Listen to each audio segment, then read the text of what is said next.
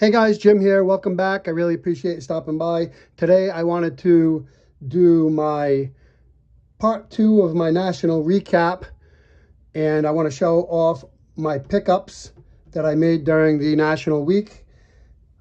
Just want to really jump into it and get started because it's going to be on the longer side again probably, and I don't want to break this into another video.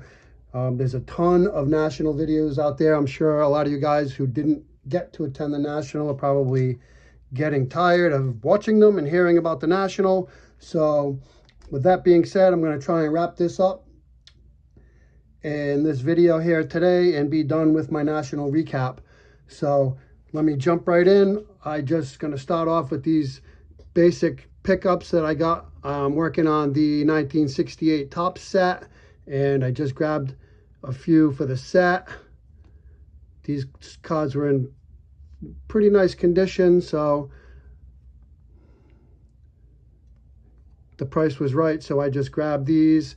I'm not really trying for a high grade set. I'm more of like mid-grade on these. So with these additions, that brings me to 37% of the set at this point. Basically just grab a few here and there when I go to a show and just kind of chipping away. I came across a dealer. He had these packs, 2024 Retrograph 3. It says supposedly there's 6 autograph cards in each pack. The guy had like 20 packs, and I was kind of intrigued. I had never seen these before. So I was asking the guy about them. He had 20 packs, and he's like, oh, you can have all 20 packs for $200. And I'm like, nah, dude, I don't want 20 packs.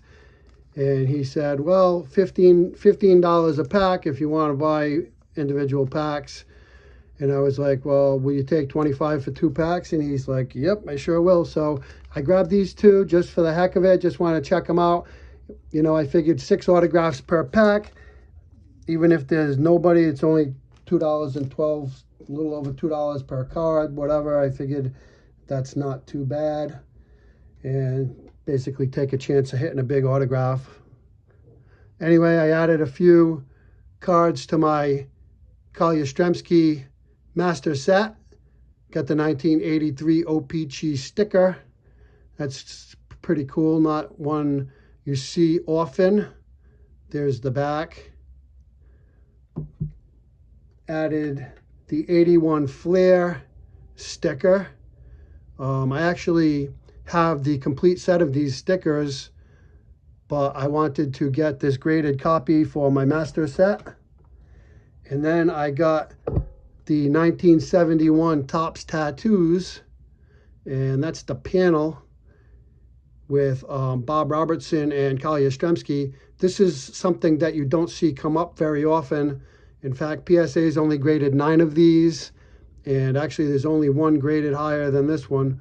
So there's that, 3 Carl Yastrzemski editions.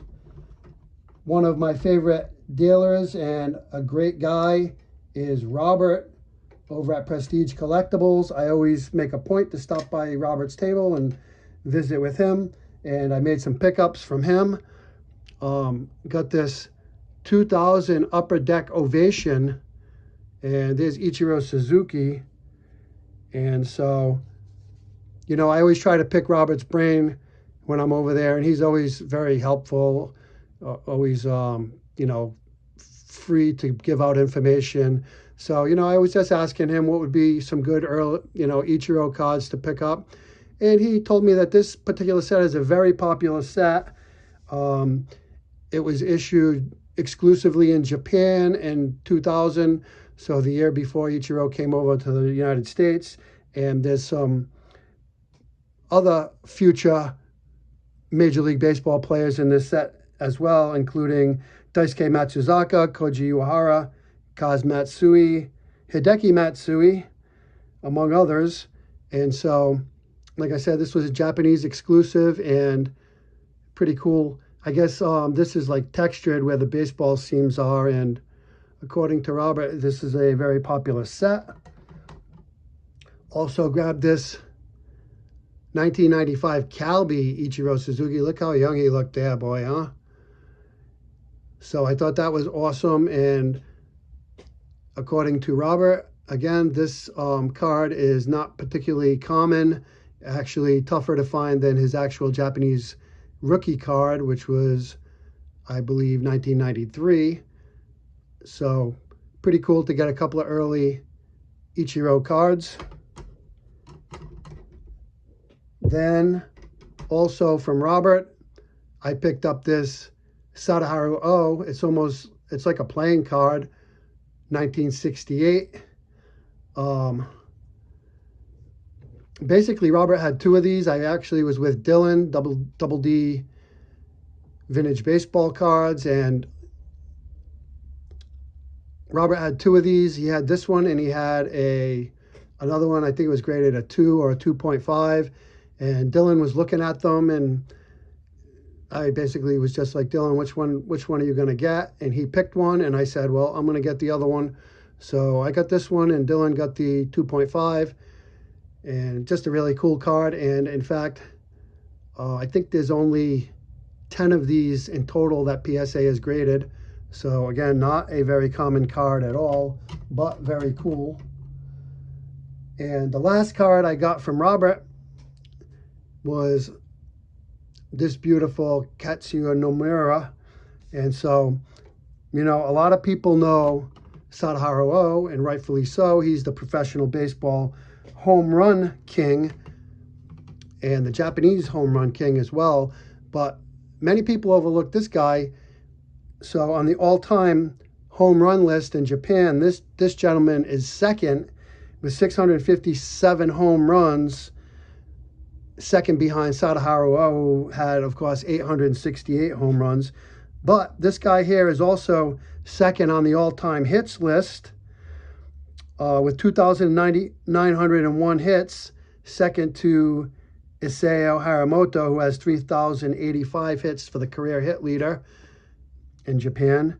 And this guy here is also in second place for the all-time Nippon Professional Baseball RBI lead. Like I said, he's second. He has 1,988 career RBIs. And of course, Sadaharu O is the all-time Nippon Professional Baseball RBI leader with 2,170.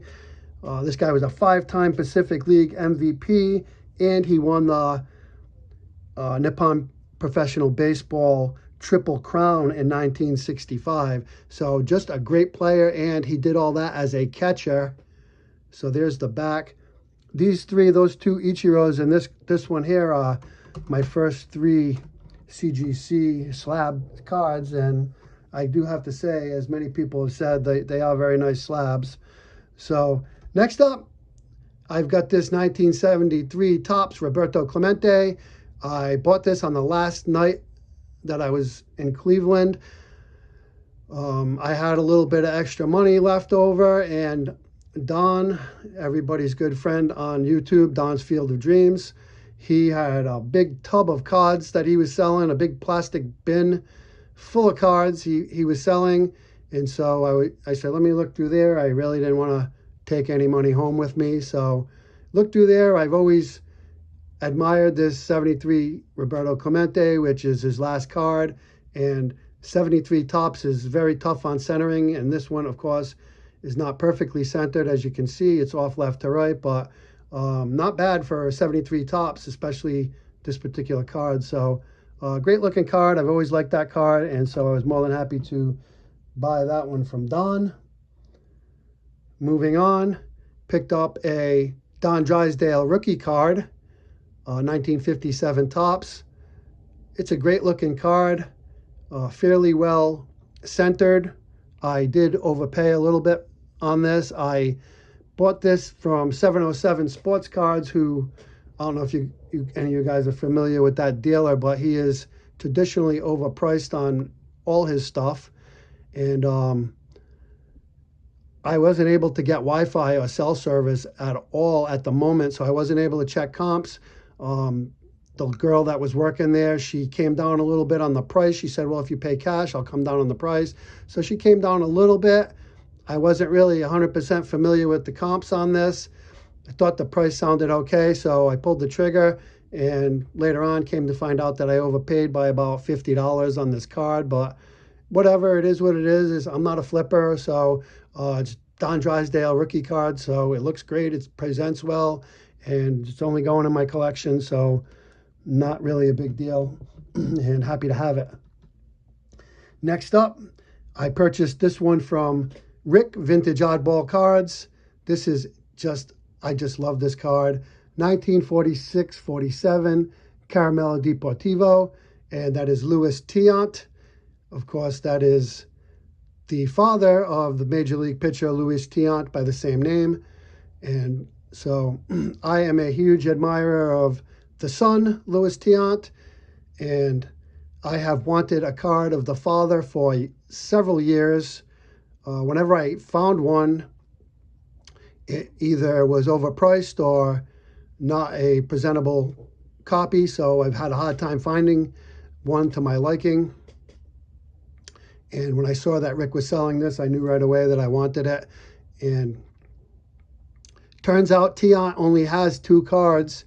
He has this one, and he has a card from the 1945-46 Caramello Deportivo set. And this one is actually rarer and harder to find than the 45-46. In fact, SGC has only graded 3 of these, and I'm not sure how many PSA is graded, but it's not more than a handful. So thrilled to have that in the collection. There's the back. The back looks really good too on these. These cards were actually designed to be glued in an album. So a lot of times when you find them, the backs will be all stained and maybe messed up on the backs, but that one looks really nice. So just thrilled to add that to the collection. Moving on, another card I purchased from Don's Field of Dreams. I actually think I bought this on the first night. I was looking through and I came across this card, and it just presents so nicely. And I actually took it and sat it down in front of me at the table and I looked at this card for like a half hour, and I was like, I really didn't want to start spending a lot of money like before I even went to the show, but you know, I looked at this card for like a good half hour, and finally just the colors, the image, everything is just so beautiful. You know, 1950 Bowman, you know, Ted Williams started out the season, he was on fire in 1950, and he stayed on fire for the whole first half of the season until he fractured his elbow, crashing into the outfield wall while making a catch during the All-Star game. And he missed more than 60 games that season, but still managed to collect 97 runs batted in just 89 games. And this is, of course, the same image as his 1951 Bowman card. And, you know, it just captures him at his peak, really, in my opinion. So ended up pulling the trigger on that. And, you know, Don actually has a really nice eye for cards. Like, all his cards were really nice cards that he was selling. So next up, I've got this card here, which is it's just another beautiful card, and I'm so psyched and happy to have in my collection. Of course, 1948 Bowman Stan Musial. This is the card that introduced Stan the Man, probably the greatest, undoubtedly the greatest player in St. Louis Cardinals history. And, you know, 1948, Bowman basically represented the first major baseball card set post-war, of the post-war era. And this card just looks great. It's a 4. As you can see, it's got a mark on it, but just look at the front. It's just sharp. It's fairly well centered. The corners aren't bad at all. Nice clear image. And here's the back. There's the mark right there, just a little pen mark right there. I certainly can live with that. And funny story is, I had decided that I wanted to try to add this card during the National, and a very well-known dealer had a 2 or a 2.5, I can't remember, and I slept on it, and I decided that when I got back to the show the next day, I was going to go straight to that dealer and try to make a deal on that card. And so I did that. When I got to the show, I went right directly to that dealer, and it turned out that he had sold the card, so he didn't have it anymore. So I wasn't really upset because it wasn't, something that I said I have to have a Stan Musial rookie card, but I did, I said, well, whatever, I'll just buy something else. So it wasn't a big deal. But then as I was looking around, I came across this card, and this one looks so much nicer than the two that he had for sale. And I got it for about $200 cheaper than what I would have paid for the two. So fortunately, that little ink spot right there on the back, which I could live with all day, any day, really took a hit. It really affected the price of this card, and that was fine with me. So I feel like I really got this card at a great price, and it's just a beautiful card, and I'm so thrilled to have it in my collection. And so last but not least, probably my biggest purchase, which definitely I spent the most money on, was this beautiful 1941 play ball Ted Williams. Little bit off center, but for a 2.5, it sure does look great. The colors are just beautiful. The image is beautiful, nice, clear. Just love this card, man. I saw this card, and it was at the top of my budget what I wanted to pay for this. I tried to knock the guy down a little bit on the price, which he really, according to him, what he paid for it, he didn't have a lot of room to drop down. I tried working a deal with him with trading another card that I had brought with me, and he was working with his son. His son wanted to do the deal. It would have been like $500 off the price of this card, and his son wanted to do the deal, but the card I was trading, it was just an authentic. It didn't have a grade, and the guy just didn't want to go for it because he said his customers don't want authentic cards, so he wouldn't go for that. So I said, all right. So I said, let me walk around. So I walked around a little bit, and I just kept thinking about it. And I'm like, dude, just go back and pull the trigger. You won't regret it. And so I did, and I surely don't regret it. I'm thrilled. Fourth year Ted Williams card.